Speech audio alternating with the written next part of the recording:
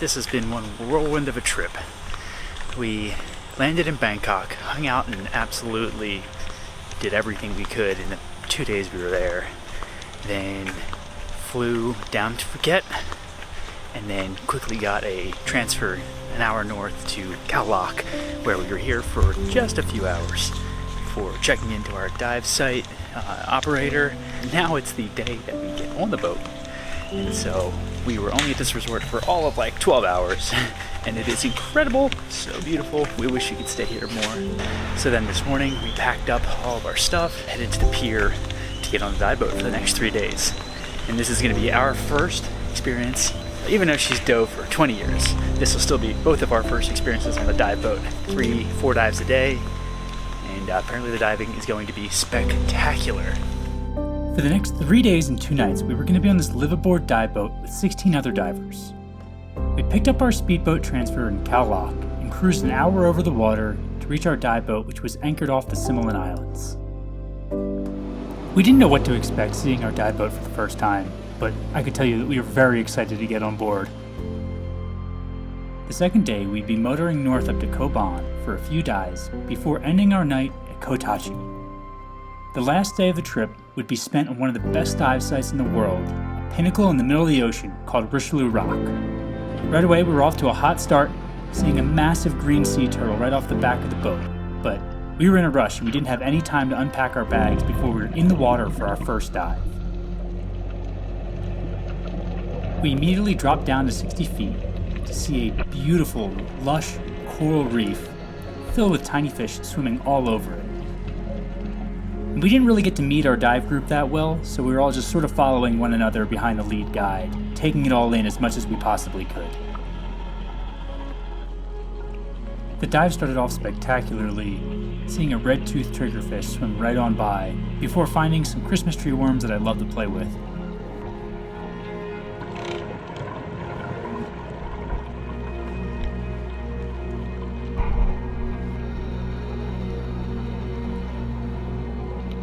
Of course, there were countless tiny fish that made their home on the reef. Some half and half crummies, anthias, angelfish, butterfly fish, I mean, you name it.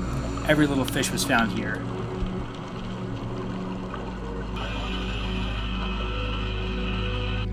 Towards the end of the dive, we dropped down to 90 feet so that we could explore a wall in a canyon. Though there wasn't much fish life here, the soft corals here were incredible.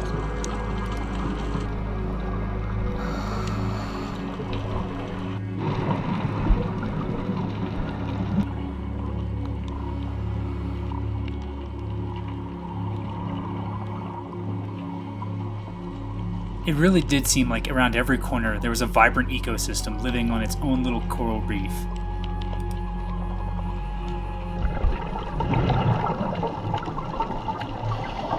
Later on, we came upon one of the funniest named fish we've seen, the Oriental Sweetlips. And as our peaceful first dive ended, we were shocked when we came to the surface to see rolling seas and storms coming in. This was the hardest water exit I've ever had to do, getting into a tiny Zodiac boat that was taking on water half the time. Luckily, the storms ended pretty quickly and we never had to deal with that again on the rest of the trip. But a little excitement never hurt nobody, and fortunately everybody made it back to the boat with no problems. Our surface interval back on the boat was just long enough to unpack and get settled for a little bit, enjoy the beautiful scenery around in the clear water. But then we were back into our gear and back in the water for our second dive of the day. After our first dive at West of Eden, we headed over to Shallow 6 and Deep 6 for our second dive, where the visibility was so much better. The marine life on this side was incredible, and that's where we actually got to see our first and only ray of the trip, a blue spotted ray. As we swam around, we got to see our first regal angelfish, followed by the first of many lionfish that we saw all over the reefs.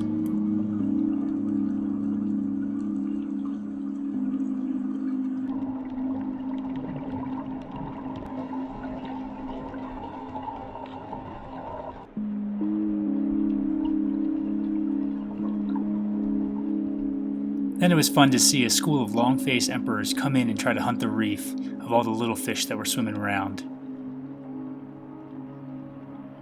the second dive was already the highlight of the trip.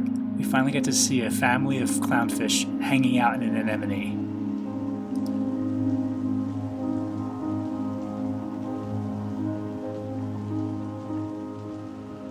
As we surfaced from our safety stop, we were greeted by much calmer weather. But once again, we weren't on the surface for long before we were headed back down for our third dive of the trip. We dropped down to 80 feet again to the dive site called Slow 6, where we met a moray eel hanging out for the photos.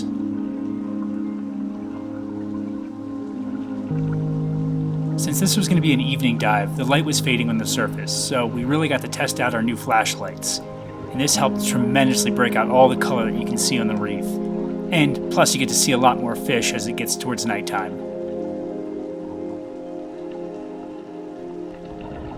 Overall, we didn't get to see too much at this site, but it doesn't mean that it wasn't breathtaking. And soon enough, we were back on the surface for the end of the dive. This time, we got to swim back to the boat and not have to get in the little Zodiac. And this proved to be easier said than done, as the rocking waves made it really difficult to get onto the back of the boat. Since we were done diving for the day, here's a little tour of our accommodations at the boat. Our rooms were about the size of a double bed, but at least we had a toilet in ours. The kitchen was right across from our room, and this small kitchen was able to cook for 30 people a day. And off the back of the boat is where we kept all of our dive gear over the week. You could walk all around on the second level to the captain's quarter, but most of the time was spent on the back deck, where we all got together after our dives to talk about the dives and everything we got to see, and go over our logbooks, and this is also where we ate all of our meals together. And I'll be honest, the food was amazing. We had everything from Thai food to Italian food to American food, and there was no shortage of it. We were eating all the time. The next morning, we were woken up at 6 a.m. to prepare for our 7 a.m. dive. We were anchored right off the Similan Islands, along with the sister boat that was on the same charter with us. While everybody else was having their morning coffee, I was watching this deckhand try to empty all the water out of the boat by doing donuts. And this is what a 4-dive-a-day schedule looks like.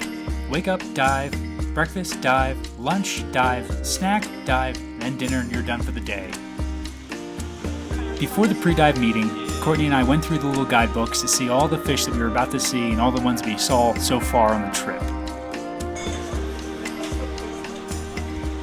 The fourth dive on the trip was going to be our last one at the Similan Islands, a dive site called Rocky Point. As we got down to around 80 to 90 feet, we really understood why this place was called Rocky Point. Massive boulders covered the whole seabed, and it was fun to explore around each and every one of them.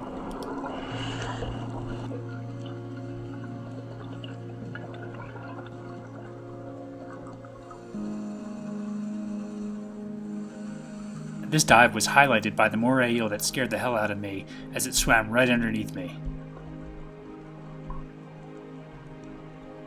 And then we had a school of red-tailed butterfly fish that seemed to love playing in the light from the flashlights.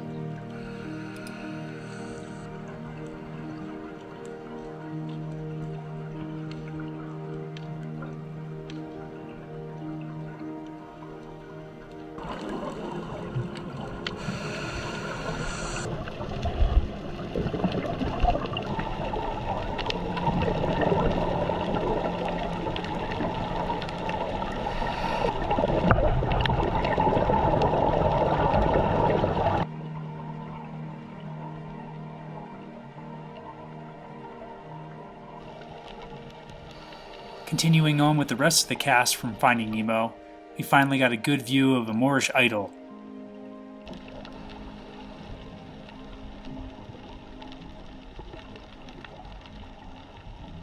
Yeah, it's safe to say there was no shortage of moray eels on this reef, and they were always cool to come and film. Sadly, our time on the Similan Islands came to an end as we motored up north to the island of Koban. It was going to be about an hour on the water, so we had plenty of time to relax and hang out on the sun deck.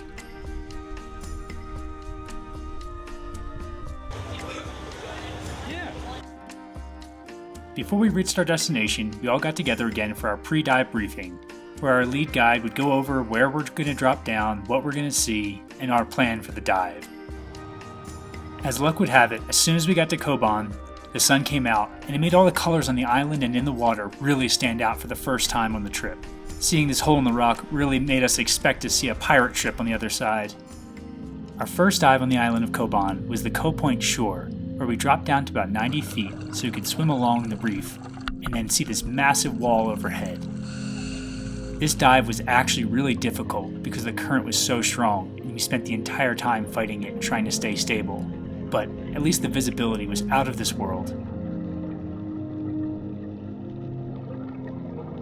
After seeing a lot of the usual suspects, it was really neat to see a sea snake crawl its way around the reef and not really mind us being there. Here we also got to see a lot of blue sea starfish, which really were covered all over the reef.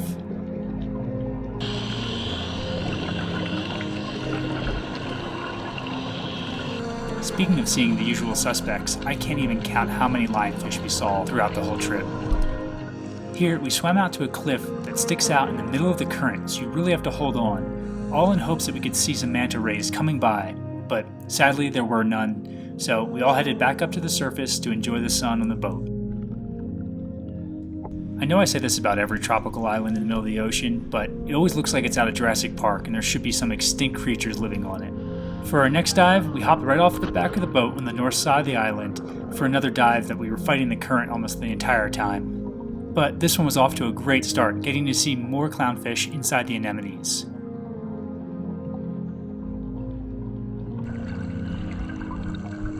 And as we pushed through the current, we came upon a stellate pufferfish, which is absolutely beautiful and stoic, just chilling in the current itself. And here we have a Titan triggerfish eating the coral reef with its massive teeth. It seems like as soon as we got to Koh Ban, we had to leave. After our 2 dives, we headed north to the island of Koh Tachi, where we had one more evening dive to round out the day. Well, it's closing of day number 2 of the trip, and we have one more dive. I've been struggling. The last dive was in a really strong current. I was not having as much fun, not feeling too hot. The first 2 dives of day number 2 were incredible. Thank so many eels. We saw big pufferfish, lionfish, crown of thorns, false clownfish, crabs. It is a beautiful, beautiful reef with tons and tons and tons and tons of fish. But this is exhausting. 3 to 4 dives a day is exhausting. The guides here are incredible. They're so nice, so helpful. Their English is superior to anything that we would speak as a second language. The other guests are fantastic. There's some from Germany, from Belgium, from Austria, other ones from all over as well for the day trips. France, China. It's crazy. After a very delicious dinner and hanging out with everybody, that was it for day number 2, and then it was off to Richelieu Rock the next day.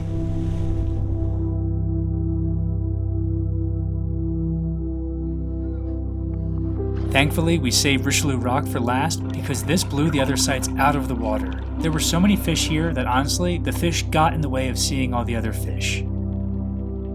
As soon as we dropped to depth, we saw a seal-faced pufferfish, followed by more anemone fish than we could ever count.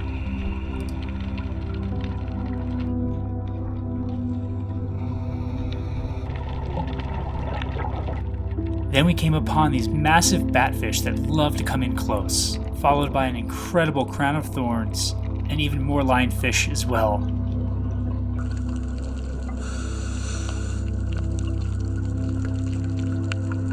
I think this shot perfectly sums up what I was talking about. There was too many fish to even see the ones we wanted to see.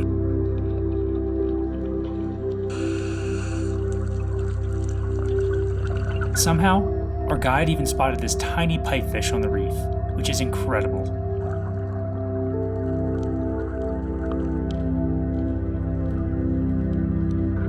Adding to our luck, I was able to find this mantis shrimp that was so neat to watch it crawl around the reef like this. Richelieu Rock was also home to a ton of stonefish that lay perfectly still on the reef and decamouflaged within it.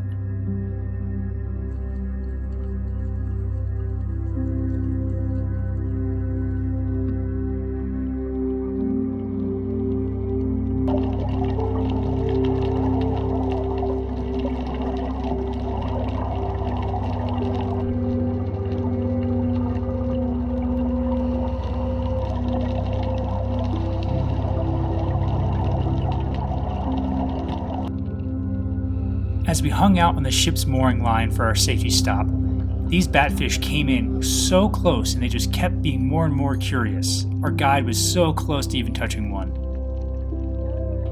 After a short surface interval, we headed right back down to dive at the exact same spot. This pinnacle could be dived at for years and still not be able to see everything.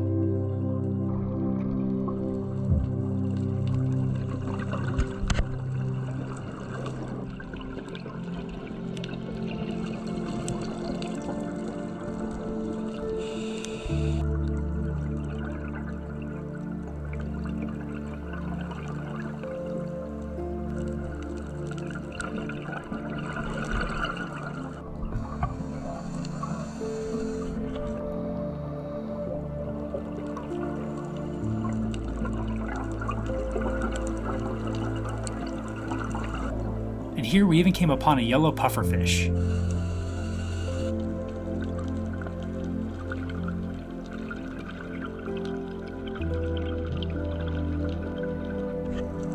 Of course, scuba divers aren't the only ones that come from far and wide to see this place. Here we have a massive school of barracuda and long-faced emperors that also came in to hunt this reef.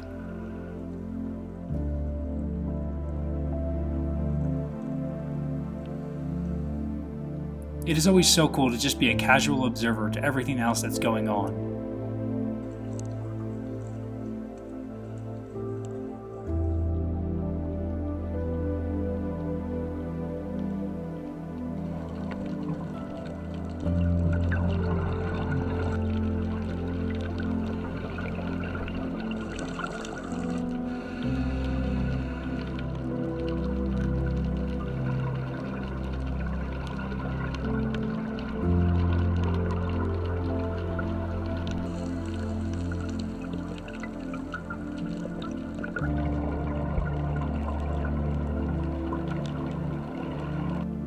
And to cap off this incredible dive, I got to witness 2 cuttlefish performing a mating ritual.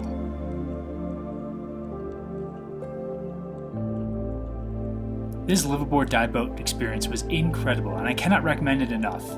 I think in total it would have been 11 dives. I think I missed 2 of them just because I wasn't feeling great. But there is no shortage of an amazing experience to see under the water in Thailand.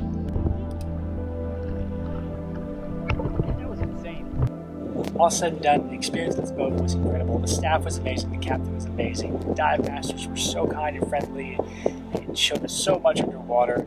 I would do this again in a heartbeat. We still have tons of Thailand to explore, so let's get back there.